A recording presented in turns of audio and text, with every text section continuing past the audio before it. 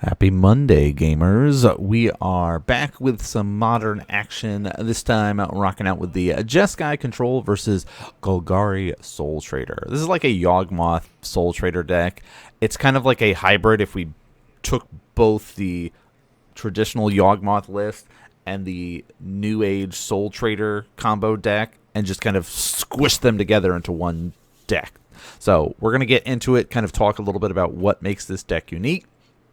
It basically has two combo lines that it can be able to kind of try to win through. The traditional way of going for the Yawgmoth with a bunch of Undying creatures, like you have Yawgmoth Ram Physician, you've got Young Wolf, you've got a Drain effect like Marionette Apprentice or a Zulaport Cutthroat, a Blood Artist, something along those lines, and you're able to basically net zero on your life loss to sacrifice a Undying creature to move -1 counters, and then you've got, of course, the ability to drain your opponent there. Now, Birthing Ritual is going to be the kind of New Age version of Golgari decks. You get to see so many cards, and we're going to do the Force of Negation here to kind of respond to that. I mean, there are powerful cards within the list. Stopping that early can be extremely beneficial because every end step you're looking at 7 cards. You don't have to sacrifice something until after you look at the 7 cards. So you can always just sit here and look, get the information, and go, okay, I don't have anything worth sacrificing right now, and be able to get rid of this. Of course, our resident Golgari player, she's been kind of tweaking and adjusting either mono black or Golgari, so she's got a lot of experience with these types of decks. And you know, sometimes if of course, Gris sticks, things can get really dangerous in certain matchups here. So we're going to see how things work out there. But that was kind of the traditional way to go about it. The other way is the Soul Trader combo with Marionette Apprentice, Warren Soul Trader, a Grave Crawler, so you're constantly sacrificing Grave Crawler, paying 1 life to be able to sacrifice it, bring it back, so you're able to kind of set yourself up in a nice position that way.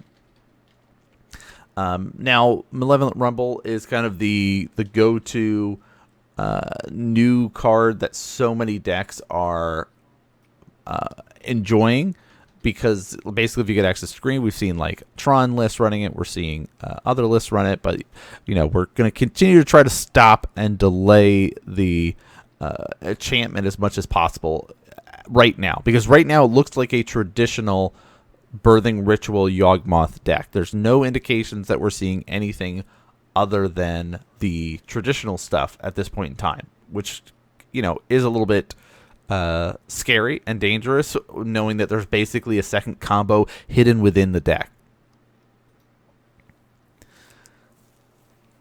All right, at this point in time, we are both 14 all, pretty even in the battle of things. We're trying to set ourselves up here. So let's kind of get into just kind of the land go mentality here. We're dumping lands in the graveyard. We're building up because, again, our big win con with Jeskai Control is Flage, being able to escape it, being able to kind of run it down. We're seeing a lot of lands here, and again, just kind of poking at this point in time for our Golgari deck at this point.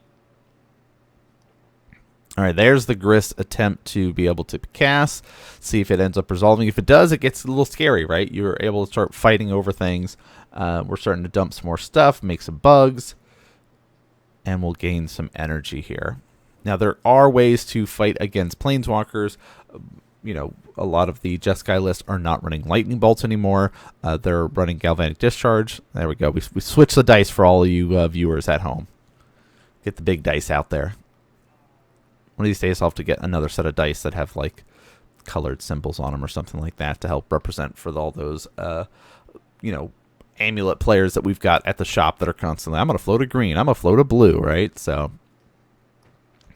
all right, but we're going into things. Of course, if you guys are watching now and you haven't subscribed yet, please consider subscribing. We're getting really close. There's the Galvanic Discharge that we were talking about earlier, so we can be able to get rid of Grist here. But like I said, we're getting really close. We're at 885 subscribers right now. So we're in this very tight window of we're getting closer and closer to being able to hit our 1,000 mark. We just hit a new milestone of getting 15,000 hours watched on the channel. So thank you to everybody that's been supporting us over the years, and especially this last year of our big push getting back into the content creation.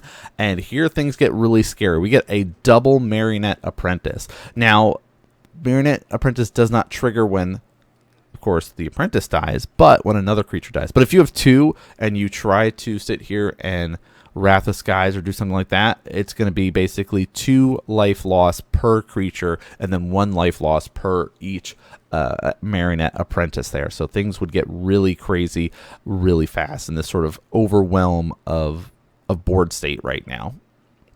Yeah, the second insect you see is actually a servo, but we're not fighting over that little bit of information there. So we need a threat to land to try to put a stop to this. If we get up to 5 mana, we can also be able to get like a Solitude out that has some lifelink that'll help get rid of one of the apprentice.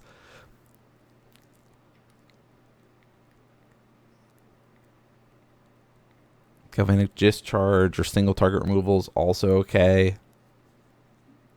A Flage, and we just are going to draw 3 cards.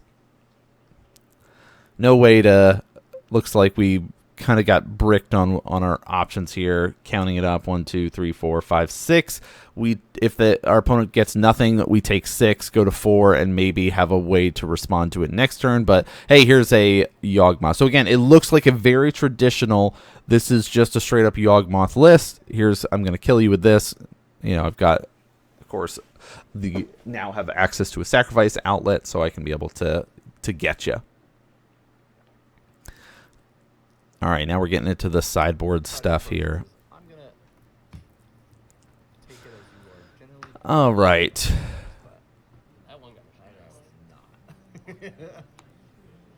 A Pawn of Ulamog's in here.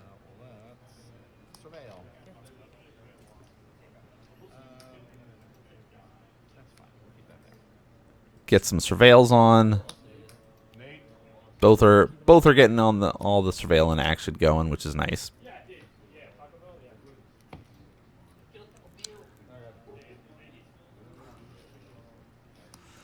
Yeah, so this is like, I think the first indication is to try to secure yourself a setup piece, right? Birthing Ritual, things like that. Now, Marionette Apprentice is going to be trying to get laid out early. We want to be able to get creatures out, so then when we have our Birthing Ritual, we can be able to start digging and turn that into actual value creatures, right? So the hybrid version of this deck is really interesting because it's like it's running Delighted Halflings. It is a Yawgmoth list that has this combo just snuck in here as a kind of surprise. Hey, we also are doing this.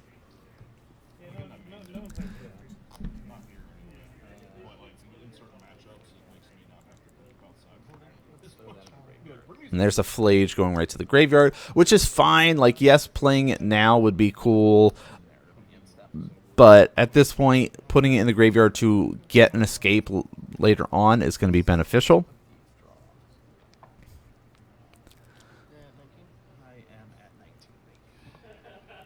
All right, trying to keep track of life totals. Just a life total check between the players. Confirming, and I'm doing my best to try to keep track of the life totals as well, but if I'm making any mistakes with life and you're noticing, and oh, this player should have been at 16 at this point, or they should have been at 15 here, or 2 life or something crazy, you know, let me know. But there's a Flage. That's also why we threw one in the graveyard already, because we already had a Flage in hand. So, and we're going to strip away the Marionette Apprentice here. So Pawn of Ulamog in hand, the Yawgmoth Birthing Ritual there. So now we can kind of go through and start to get more information about what exactly this deck list has in store for us here. And so we saw of course, Dauthi Voidwalker is one of the good things that players bring in from the sideboard here. But you see it's kind of this amalgam, this matchup here, or mesh of 2 different decks. But getting rid of the drain effects and fighting on that avenue is really nice. You want to be able to stop your opponents. If you run that, they can't be able to pay the life so freely off of things like Soul Trader, off of things like Yawgmoth. So it also is kind of the way that they kill you. So fighting over those drain effects is the most important areas to go if you're in these matchups against the Yawgmoth deck. But the problem is a lot of them can just go straight up aggro. I'm just going to beat you down with a bunch of creatures, which, you know, can be a little bit of a challenge, especially this kind of hybrid list that we're seeing here.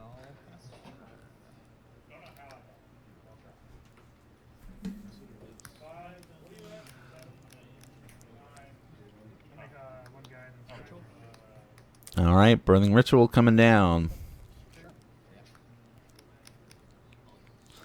Now, we saw Force Negations in the first game. I believe I took them out for the sideboard for more removal spells. There's only a few things that I can hit with Force Negation.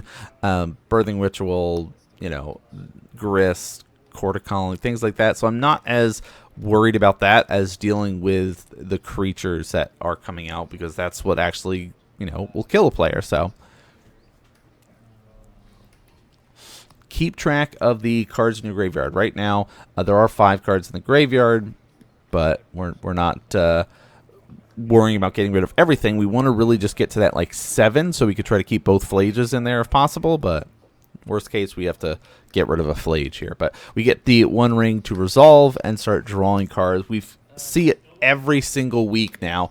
The 1 ring having such a big impact in Modern, and we're in November right now, so I'm, you know, still counting down the days till we have some sort of ban announcement coming up in December to kind of give us some more information about what they're going to do about the 1 ring, which in my opinion, I want it to be limited, and I keep saying that, and I'm going to keep saying that, and you know, but that's all right.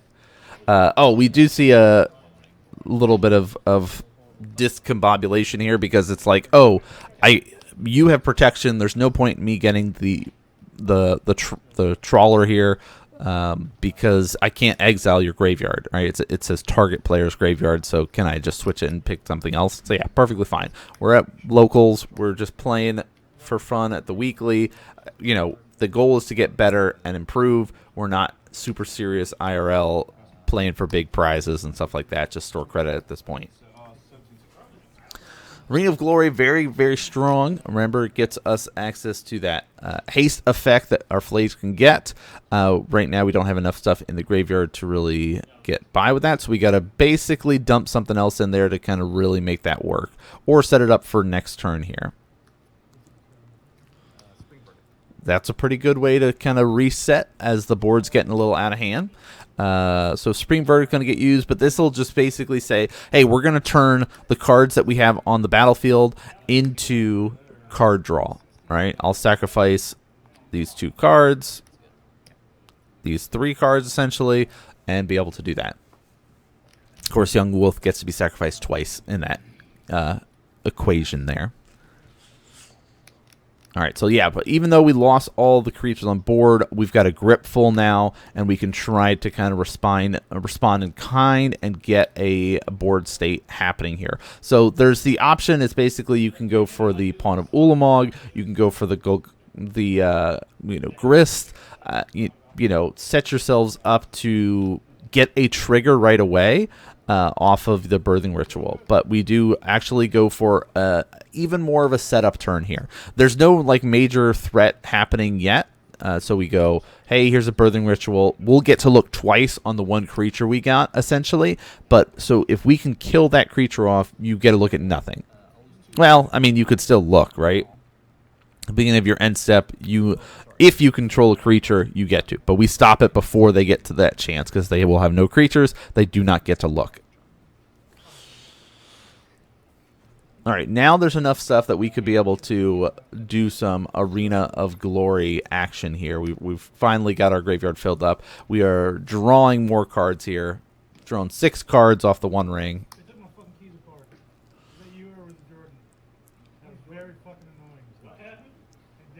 All right, Tune the Nerve. Again, these cantrips help build up our energy count, draw us cards, and fill up our graveyard for the Phlage escape cost, so they're really important for that kind of next stage of trying to close the game out here. All right, double white with our filter lands. We'll make double red off of the Arena of Glory, and we'll escape this Flage here. Doesn't matter what we escape. I mean, if we're fighting against Delirium decks or like a Goyf deck, it could matter. We're not, so we don't really care. Really, it's nice to be able to keep our Flage in there just in case something happens, but yeah, there's the big push. So it's, 3 damage on the ETB and then 9 damage off the Glory Arena of Glory haste effect that allows us to swing in again, get another attack trigger for 3 more, and then bam, 6 more damage. So we get to have a big swing this turn here, and life totals just basically reset.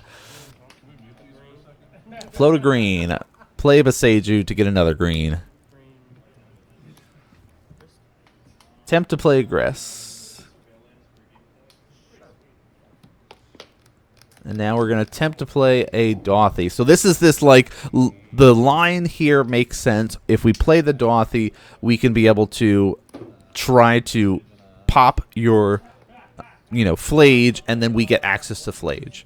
All right? Or at least just for that little bit of life reset, and or stopping our opponent from being able to get use of the Flage. But by them not sitting here and doing it, she said, I'll do it in this order. This allows the response of Galvanic Discharge to the cast of Dauthi. Now I can kill off your Griss and stop you from being able to do the effects that you wanted to do there. So things are tied up 1-1, and this kind of gave us that information by running the Surgicals in there. We got to now see the Soul Trader combo is within the deck as well. Now we're talking about, you can hear in the background, I've got the volume turned down low, but you can hear the conversations happening about One Piece TCG. We've been picking it up and playing it a little bit more. I'm still on Moria. I'm running that mono black Moria list because that was basically when I was playing more. I go through these phases. Like I played during OPO4. That's when we got into the game. So I played Rebecca and I got mono blue Croc and red green Law. Those were my decks back in that day. And then I had a period where I work and school is all consuming because I am a full-time teacher. I was not able to play much, and then got back, started playing a little bit more. Really enjoyed the reanimation strategies of Moria. Was playing that, and then of course summer came to a close and school started back up, and I have not really been able to play much in this current meta, even though there's so many cool cards out there. So I still come and play Moria, and just like people are like, what is this old deck that you're playing? But I don't know. What decks are you guys playing for One Piece? Where are you rocking? All right, but back to Magic discussion. We are going to be... We've got, like, all ramp all the time here, all right? A Marionette Apprentice is going to be attempt to cast as we'll get ready for the Fabricates. And that's going to get met with a counterspell. Of course, Delayed Halfling normally would be making sure it's uncounterable if it was legendary. Marionette Apprentice is not, so we do get to kind of fight there. I used to do the rank mode back in the day, but I don't play much. What's your main game? StarCraft? Mobile, I guess? Yeah, like RTS's StarCraft is the main thing. Oh, that's more on RTS, okay. I'm gonna lose 2 more on the end step and strip your Marionette. And again, we're going to try to fight over the drain effect here. So we're going to strip over and get rid of the Marionette Apprentice, losing 2 life. So we're going to 15. There are threats on the board, right? Delayed Halfling, can push for damage, but the 1 damage isn't that scary. We also get to see the Griss that are available coming up soon. StarCraft 2, and then when they were like pops, I was like, yeah, I'll play Blizzard RTS or MOBAs. That seems great. I'll be going to... Oh, yeah, sorry. 15. Math is hard.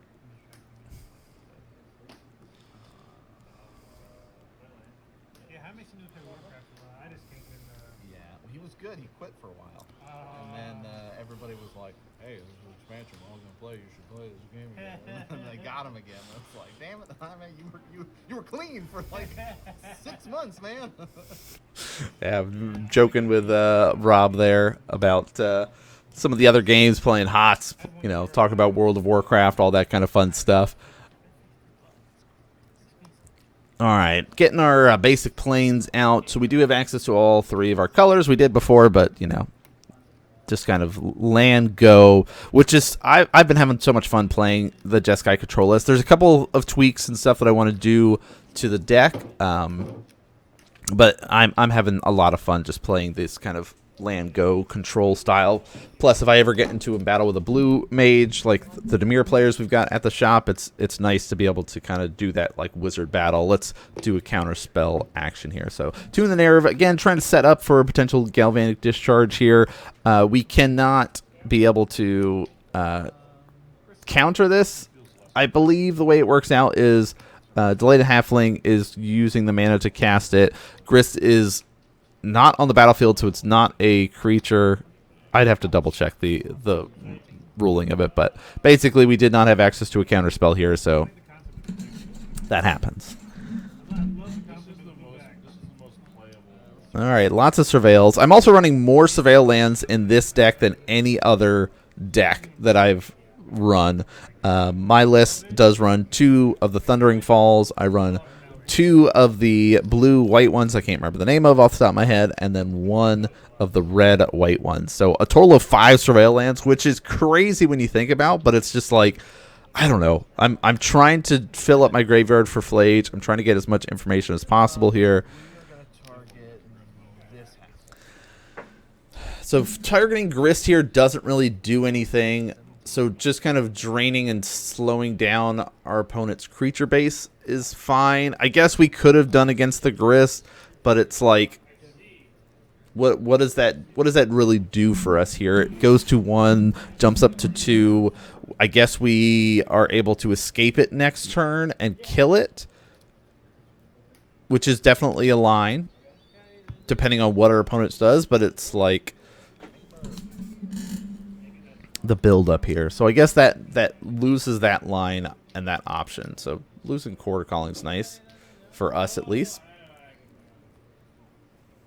So there's essentially 6 mana available here, right? 1, 2, 3, 4, 5 mana. 5 mana available, sorry. So before, if we hadn't done anything, it would have been a 6 mana turn. But this is the, hey, we're going to attempt to play a Worn Soul Trader. This is part of that combo we talked about. You pay a life, you sack another creature, create a treasure token. If you have, because this is a zombie goblin wizard, and Gravecrawler is a creature that can be cast from your graveyard if you control a zombie, things get a little bit crazy. So we do have a Supreme Verdict. We're going to be, oh, just kidding. Hey, here's the information. We've got a Court of Calling, but we're going to make a lot of treasure here, which is scary for us. All right, we're sacrificing 4 life, 4 creatures, make 4 treasure. But this is still, like, Grist is still around, right? Grist is building up, and, you know, so it's like that line of, should we have gone through and done the Flage route earlier and then have had a Supreme Verdict? Maybe. Maybe that would have been the line, but we see a Grist uptick now. We're getting closer to a Grist Ultimate, which is a -5. I guess they could have done it this turn, but each opponent loses life equal to the number of creature cards in your graveyard. Here's a bug. There's lots of mana available here. Pawn of Ulamog coming out here. So whenever a Pawn of Ulamog or another non-token creature dies, you get to create a Eldrazi spawn. So it's, again, just more creatures to be able to sacrifice. Works really well with those drain effects that you're running, right? Marionette Apprentice, Zulaport Cutthroat, Blood Artist, things like that. Here's a Gravecrawler to be cast as well. Now we're going to do the Chord.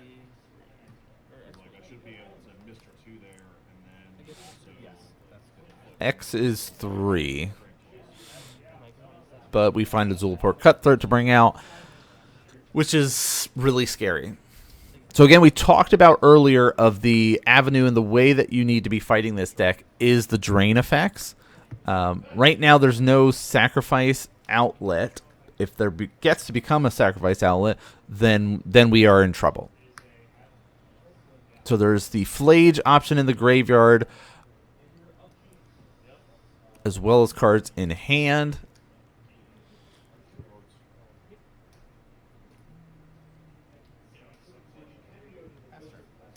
Yeah, the pass turn. So here's the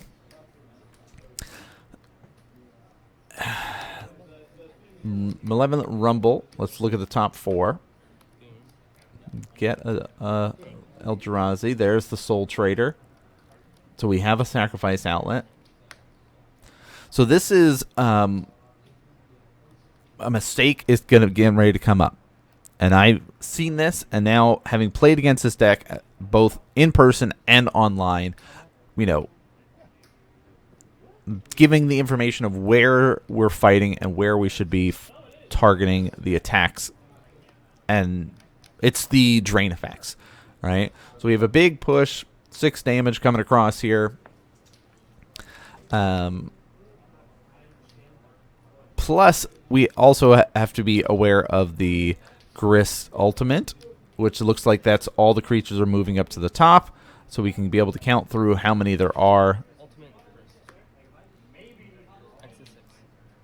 X is 6, dropping us down to 5.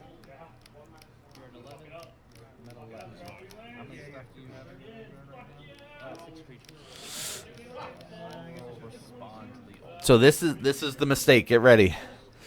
So Grist ultimate coming out here. We do a Solitude, and so we make the target